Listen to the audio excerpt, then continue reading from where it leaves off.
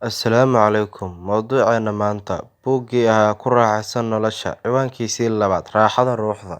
Malik ibnu Diinaar wuxuu yidhi: waa masaakiin ahlu dunyaa, waxay ka tageen adduunka iyagoo dhadhamin waxa ugu macaan adduunka. Waxaa la weydiiyey waxa ugu macaan adduunka. Wuxuu yidhi waa garashada Allah iyo jacaylkiisa. Macaanka iimaanka. Christina Onassis waa gabar Giriig ah.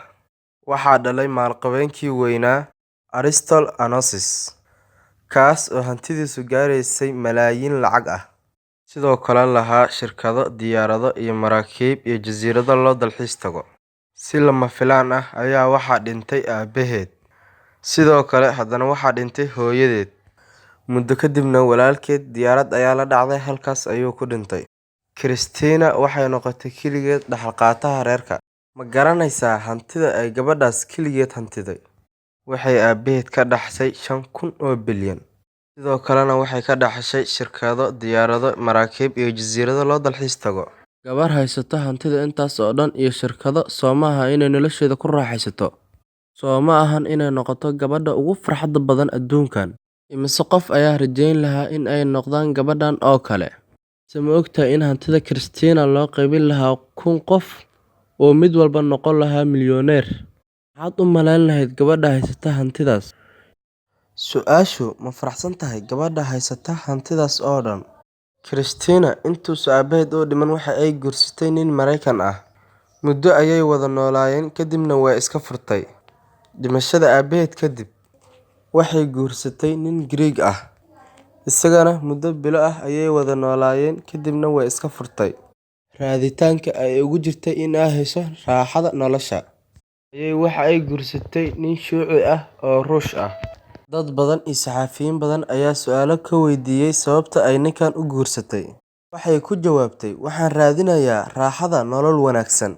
Iyada iyo ninkeeda cusub waxay u guureen dalka Ruushka ay muddo ku wada noolaayeen, waxayna wada degganaayeen 2 qol oo aad u yaryar.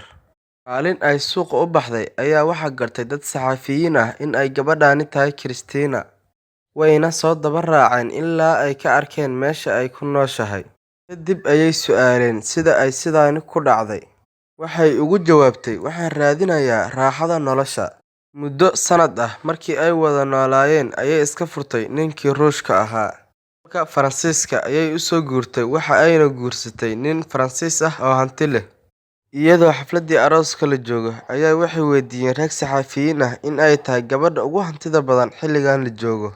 Waxay ugu jawaabtay: haa, waxaan ahay gabadha ugu hantida badan, laakiin waxaan ahay gabadha ugu dhibta badan. Ninkii Faransiiska ahaa markii ay ka weyday farxad, isagana way iska furtay.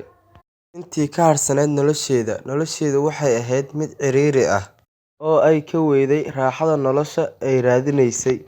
Muddo kadibna meydkeedii ayaa laga helay xeebta dalka Argentine, oo way isdishay. Waxaa lagu aasay jasiirad ka mid ah jasiiradihii uu lahaa aabaheed ee ka dhaxashay. Su'aal: maxay isku dilaan? Waddamada adduunka u taajirsan, waxbarashadana u sarreeya, ayaa ugu badan isdilka.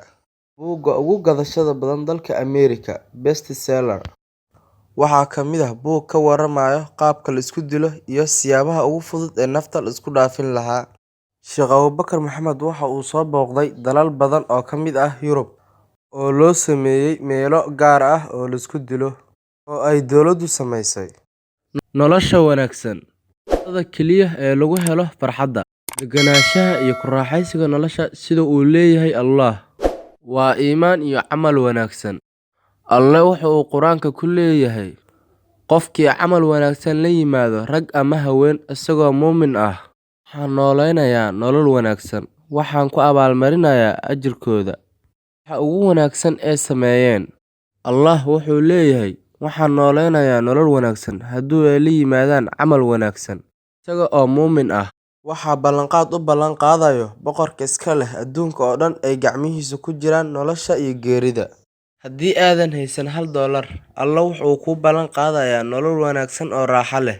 Xaalad walba oo aad ku sugan tahay, meel walba oo aad joogtid iyo si walba oo aad tahay. Haddaba waa maxay iimaan? Raaxo iyo macaan sidee ah bay leedahay iimaanka iyo camalka wanaagsan. Waa maxay iimaan? Iimaanku waa carabka oo laga dhawaaqo, qalbiga oo laga rumeeyo, iyo xubnaha oo laga sameeyo wixii la rumeeyay. Iimaanku waxa uu ka kooban yahay 6 arrimood. 1. Rumaynta Alle Subxaanahu wa Tacaala, malaa'igtiisa, kutubtiisa, rusushiisa, maalinta yawmal aakhiro, iyo qadartiisa shartiisa.